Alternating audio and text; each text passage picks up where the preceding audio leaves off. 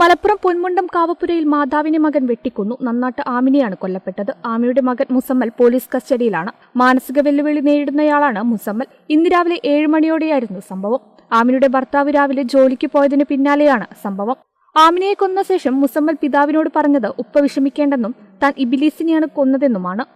ബാപ്പ കരയുമ്പോൾ ബാപ്പയുടെ എന്തിനാ ഞങ്ങൾ കരയുന്നത്, ഞാൻ ഇബിലീസിനെ കൊന്നിട്ടുണ്ട്. അപ്പോൾ ഇവർ അയൽവാസികൾ ഓടി വന്നപ്പോഴും മകൻ പറഞ്ഞ ഞാൻ ഇബിലീസിനെ കൊന്നിട്ടുണ്ട് എന്നാണ് പറഞ്ഞത്. അപ്പോൾ അയൽവാസി വന്ന് നോക്കിയപ്പോൾ അവിടെ രക്തത്തിൽ കുളിച്ച് കിടക്കുന്ന അവസ്ഥയാണ്. ഏത് രൂപത്തിലാണ്, സിലിണ്ടറുണ്ട്, അതുപോലെ കുടം, നമ്മൾ വെള്ളം കൊണ്ടുവന്ന കുടം നെളിഞ്ഞ രൂപത്തിലാണ് ഇപ്പോൾ അവിടെ ഞാൻ കണ്ടത്. എന്തായിട്ടാണ് ആദ്യം ചെയ്തതെന്ന് നമുക്കറിയാൻ സാധിക്കില്ല. ഇന്നിപ്പോൾ ഇൻട്രസ്റ്റും കാര്യങ്ങളൊക്കെ എടുത്തതിന് ശേഷമേ നമുക്കറിയാൻ സാധിക്കുകയുള്ളൂ എന്നുള്ള. മാനസികാസ്വസ്ഥം നേടുന്ന മുസമ്മൽ ചികിത്സയിലായിരുന്നു.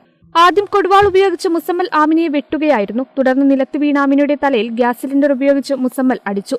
സംഭവസ്ഥലത്ത് വെച്ച് തന്നെ ആമിന മരിച്ചു.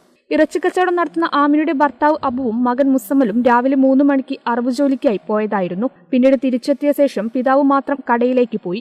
ഈ സമയത്താണ് മുസമ്മൽ കൊടുവാൾ ഉപയോഗിച്ച് ആമിനയെ വെട്ടിയത്. നിലവിളി കേട്ട് നാട്ടുകാർ ഓടിക്കൂടിയപ്പോഴും ആമിനയ്ക്ക് ജീവനുണ്ടായിരുന്നു. ആശുപത്രിയിലേക്ക് കൊണ്ടുപോകാൻ വാഹനം എത്തിക്കാൻ ശ്രമിക്കുന്നതിനിടെ മുസമ്മൽ വീണ്ടും ആമിനയുടെ തലയിൽ ഗ്യാസ് സിലിണ്ടർ ഉപയോഗിച്ച് അടിച്ചു മരണം ഉറപ്പുവരുത്തുകയായിരുന്നു. ഇവിടെ നാട്ടുകാർ ഓടിക്കൂടി വന്നപ്പോൾ ആൾക്ക് ജീവനുണ്ടായിരുന്നു, ഈ ആമിനക്ക് ജീവനുണ്ടായിരുന്നു. അപ്പോൾ അവർ ഹോസ്പിറ്റലിൽ കൊണ്ടുപോകാൻ വേണ്ടിയിട്ട് വാഹനം എടുക്കാൻ വേണ്ടി പുറത്ത് പോയ സമയത്ത് വീണ്ടും മകൻ കയറി വന്നുകൊണ്ട് ഗ്യാസ് സിലിണ്ടർ കൊണ്ട് തലക്കടിച്ച് അതിദാരുണമായിട്ട് കൊലപ്പെടുത്തുകയാണ് ഉണ്ടായത്. തലച്ചോറ് പുറത്ത് ചിന്നിച്ചിതറിയ നിലയിലായിരുന്നു മൃതദേഹം ഉണ്ടായിരുന്നത്. ഏതായാലും നാടിനെ സംബന്ധിച്ചിടത്തോളം അക്ഷരത്തെ നാട്ടിലൊക്കെ നെട്ടിത്തരിച്ചിരിക്കുകയാണ്. കാരണം ഒരു കൊലപാതകത്തിൻ്റെ നെട്ടലിൽ ഇതുവരെ ആരും മോചിതരായിട്ടില്ല.